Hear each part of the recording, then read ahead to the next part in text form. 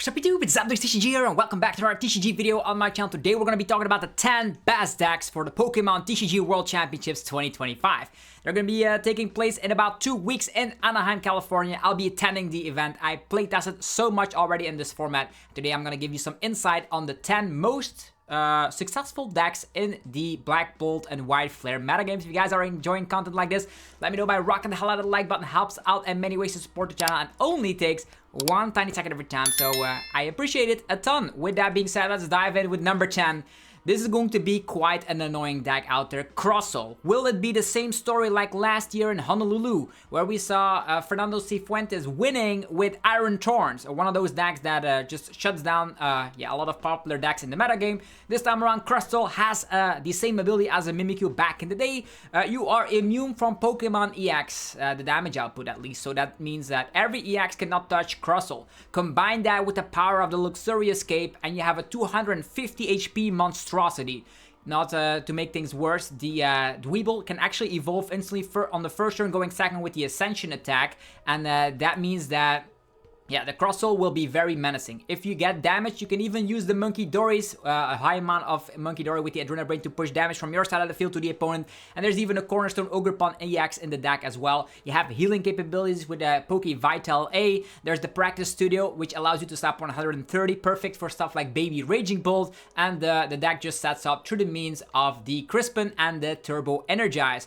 Mist Energy also makes sure that damage counters cannot be placed, so all the effects of attacks also will not matter here. So a very annoying deck to deal with. The only bad thing why it's only sliding in here on the number 10 slot is that it has a horrendous Gardevoir matchup, and because Gardevoir will be popular at Worlds, this will be a very high risk, high reward kind of deck, because if you see the correct matchups, you might actually win the entire thing. But the problem is, if you see a bunch of Gardevoirs, your tournament run is over. So it's very risky, has polarized matchups, and just know that in the Pokemon TCG World Championships, you'll be up against the best players in the world, meaning that if you play something like this, even skillful players might know how to navigate up against stuff like the Crustle deck.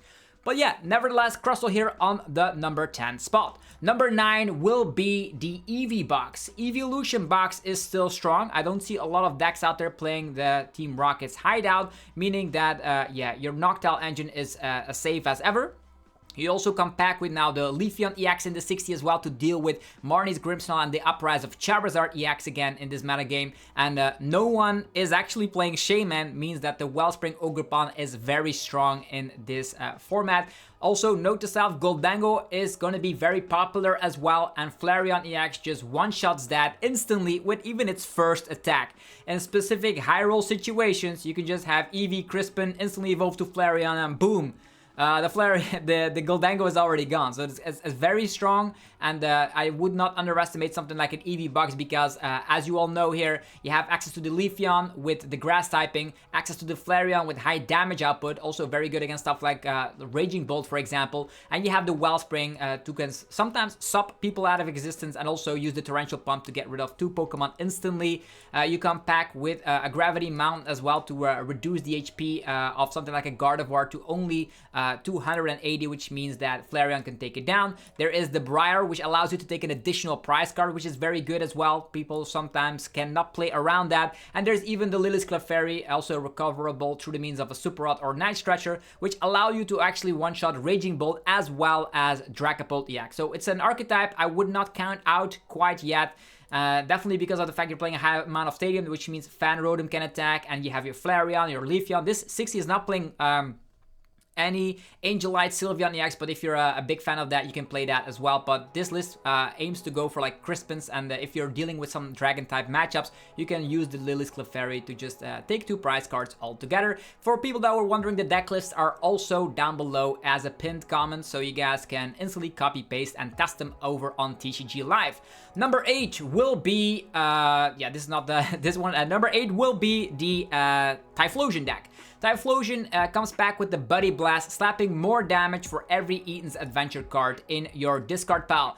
This 60 actually won a 400-player tournament online, and it utilizes the N Zoroark EX draw engine because N Zoroark is a little bit harder to deal with than your low HP Dracloaks. You can also play that if you want to. This is respecting some damage, bench damage through the means of stuff like Baby Raging Bolt, Wellspring, Ogerpon, etc. So it is playing Shaman. You also come back with Gravity Mountain and Brave Bangle to push Stage 2's Pokemon all the way down to a one-hit KO ratio of the Buddy Blast. It's also an archetype. If you are able to get those Eaton's Adventure in the discard pile, that means that your one prize Pokemon is able to take down two prize Pokemon quite convincingly.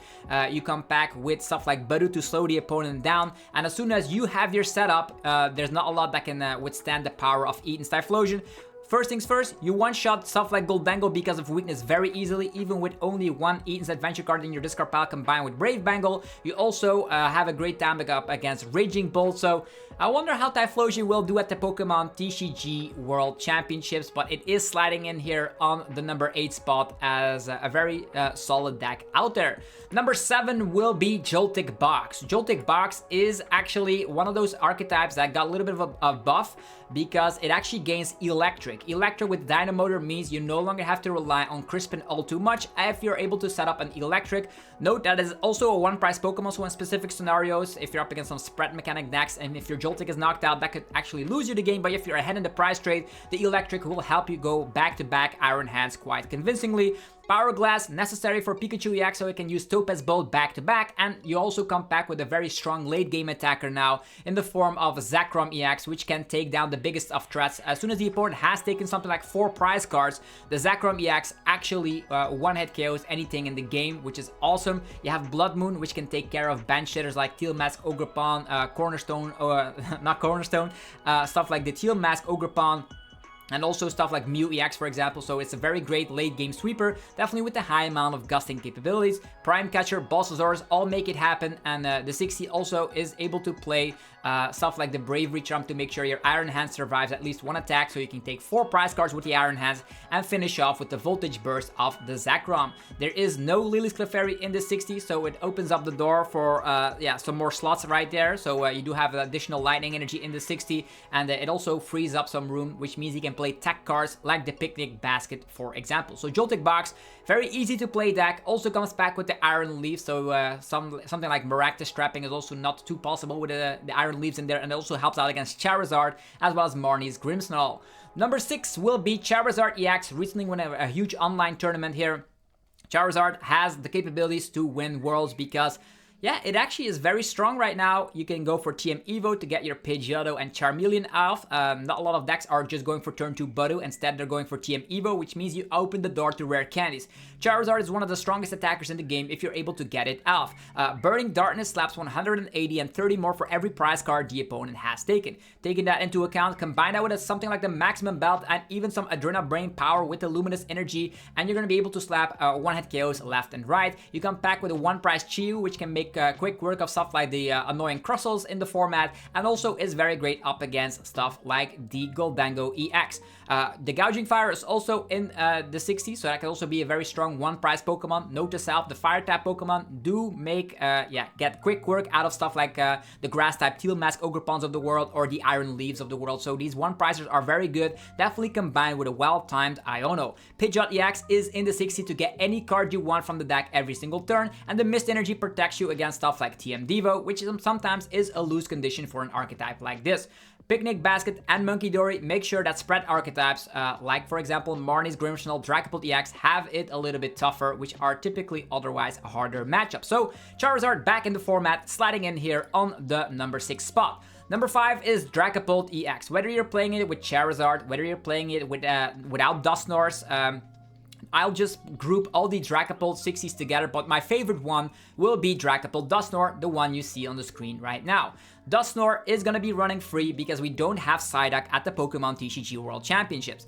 Dragapult is able to slap a ridiculous amount of damage and put up pressure because of Phantom Dive. Phantom Dive slaps 200 damage to the active and 6 damage counters on the bench Pokemon wherever you place them. So combine that with Hawlucha, 70 HP Pokemon will go down. Combine that with Munkidori and you're gonna have a very scary bench wipe capability because not only do you slow the opponent down with a high amount of Budu pressure in the beginning of the game, meaning the opponent will not have access to item cards, you're gonna be able to spread so much damage through the means of the Dusclops and the Dusknoir, which with Curse Blast you blow yourself up and then put damage counters on the opponent's Pokemon. So you give the opponent prize cards, meaning cards like Counter Catcher get activated more easily, and you can bench wipe all the evolving basic Pokemon out there. Think about using Dusknoir to get rid of something like, for example, the Curlia while you Phantom Dive and knock out a Ralts. It's gonna be fantastic if you can get it off. Other cards that are actually an include for the Black Bolt and White Flare metagame, Hilda. Hilda searches your deck for an evolution Pokemon. In the past, we played something like Jacques, so it actually is very great, but also searches your deck for an energy card, and that's gonna help you out to get your new upper energy to attack with Dragapult EX in just one attachment. Also, if you have your attachment and Dragapult survives, you can use those other attachments to go on other Dracloaks, or sometimes even put it onto a Munkidori to heal your Dragapult EX instantly. This is a very strong archetype, and I would not be surprised that it actually got a top 8 spot at the Pokémon TCG World Championships. Then to the number 4 is going to be Raging Bolt, another easy to play archetype. This archetype relies on pure strength. This is going to be very fast, and again, in this format, Raging Bolt wants to go first because you can come back with Fan Rotom, put a Ditto into the active position, transform it into any Pokemon you want, and if it's a Raging Bolt and you attach an energy to it, you can already start pressurizing Stage 1 Pokemon instantly. That means if the opponent goes for TM Evo, gets out a Curlia, you can snipe that. If the opponent gets out a TM Evo, something like a Pidgeotto, you can snipe that. So unless they are playing Shayman, which most of these archetypes are not. So that is going to be the pressure up against evolving decks out there, but up against those beat stick decks out there, you can just rely on the strength of the Bellowing Thunder Raging Bolt. Raging Bolt slaps 70 damage for every energy you're willing to discard from your field, and with Teal Mask Ogerpon being able to get those energies into play, this is going to be very smoothly. You go for Professor Sawdust Vitality, get energies into play, and one-shot anything in your path. You also come back with Iron Leaves. Again, Charizard is on the uprise, which can be really helpful, but on the other hand, Iron Leaves also make sure you don't lose against something like a Maractus Trap if your Prime Catcher has already been played, because sometimes the opponent likes to trap bench hitters like Latias EX or Fazandipity, for example. This is an archetype that just draws tons and tons of cards, and with Noctowl and the Jewel Seeker, you can get out any 2 trainers you want, whether you want to Prime Catcher Professor Sawdust combo or you're one of Iono at the perfect time. It is all possible through this archetype, and there's even donking capabilities when going second because you're playing that Squawk ability. If you then find Crispin or Sada, the opponent might be knocked out before the game even starts. And you're also playing the one prize Koraidon, which is really good to take down stuff like Fazendipities, and is a nice way as a one prize Pokemon to deal with annoying stuff like Crustles, for example. So very cool archetype, and I wouldn't be surprised that it's going very far, although people are always giving Raging Bolt the short end of the stick, claiming that it is a very easy deck to defeat. Moving forward, number 3 will be Gholdengo, now rising to fame through the means of Gholdengo, of the Genesect EX, and with Black Bolt and White Flare giving Genesect, in the format here, making Gholdengo really, really strong. It also comes back with Air Balloon, now giving Gholdengo some more mobility, which is awesome. There are some tech cards in here. This is a very high performing list, so we have the 1/1 Scissor line in here, with the Punishing Scissors being able to deal as a very strong one price attacker. It works miracles up against, if you want to use it as a one price Pokemon, up against Gardevoir, up against stuff like Raging Bull is very good, so very strong one price Pokemon. And you also come back with Munkidori to transfer damage from your side of the field to the opponent, but it doesn't stop there. It also plays the Moonlit Hill. If you discard a Psychic Energy, you're going to be able to heal 30 damage from all of your Pokemon, which means up against Dragapult EX, Marnie's Grimmsnarl, all of those annoying archetypes out there, you're going to be able to heal all of your Pokemon quite consistently with that Stadium, and you do have a Stadium bump with that in the process. Also, note to self, you're playing the one price Genesect with the Ace Nullifier, meaning if you put an Air Balloon onto it, aka a tool card, you're going to be able to shut down all the Ace Pack cards from the opponent's field. That means no more Prime Catcher, no more Energy Search Pro, and more importantly, no more Secret Box, slowing the archetypes down that might cause you trouble. Also, stuff like Neo Upper Energy not being able to be played is very strong. So this Genesect might obviously see play not only in Gholdengo but in other archetypes as well. We're playing the Tool Scrapper because Gardevoir is now hanging in there with playing a split hybrid version with also playing stuff like, for example, the Drifloons again, and that Tool Scrapper can really help out with that process. There's Turo to pick up a Pokemon if it's damaged or if it's trapped, and you come back with 4 copies of Bulbasaur, so any Jellicent that might be troublesome with item lock, you can push it down to the wayside, and with high amount of balls, this deck always wants to go first and balls all the Pokemon you want by turn 2. Very strong archetype, very consistent with the help of the Metallic Signal ability of the Genesect EX, and it will be doing very well at Worlds, so this is my number 3 pick. Then 2 more left to find in this format.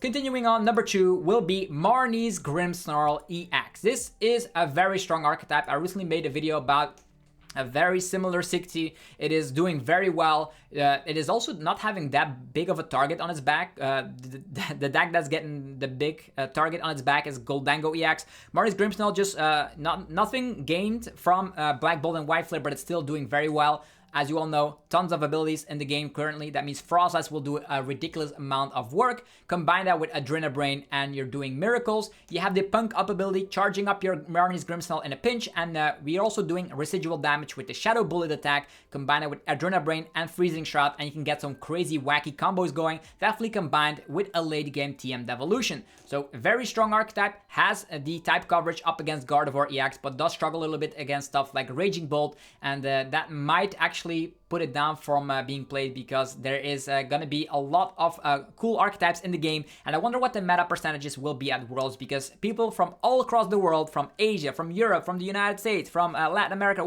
even Oceania, they're all coming down to play at Worlds. So you don't know what the exact meta game will be. I'm just giving you the top 10 decks that will most likely perform the best. There might be even rogue decks, even Pidgeot control decks left and right. You don't know, but these are going to be the decks I'm expecting for Worlds, and this is my second.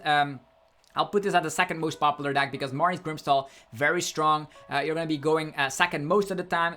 Go for TM Evo, get your Frostlass and your Morgrem up and ready to go. And this deck has a high amount of comeback potential. If you want, you can cut Shaman and add in Maractus if you want to have some additional spice up on your sleeve. But at this point, this is a very consistent 60 to get yourself going. And then, the number 1 pick is going to be Gardevoir EX. It dominated the Destined Rivals format, but it's also gaining a lot from the Black Bolt and White Flare mini set in the form of the Jellicent EX. Currently still only playing a 1-1 version of that Pokemon, because I think the Frillish is strong enough by itself to go for item lock and the Oceanic Gloom attack. Very strong to put the opponent in an item lock. If you go first, attach energy, get your setup going, and then by turn 2 you can item lock, which is very strong if you want to slow the opponent down a little bit. Also, Jellicent EX is very strong. That means the opponent can no longer play items and tools when it's in the active position, and that can win games. Definitely combined with some Monkey Dory placements and trapping through the means of Counter Catcher. Currently, the 60 is only playing 1 Counter Catcher because it wants to go for max consistency.